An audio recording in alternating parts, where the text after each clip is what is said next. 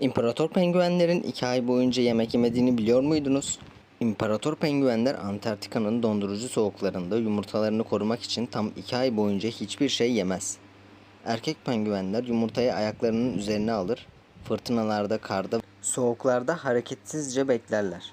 Vücutlarındaki yağla beslenirler. Bu sırada dişi penguenler ise denizde avlanır, yumurtalar çatladığında geri döner.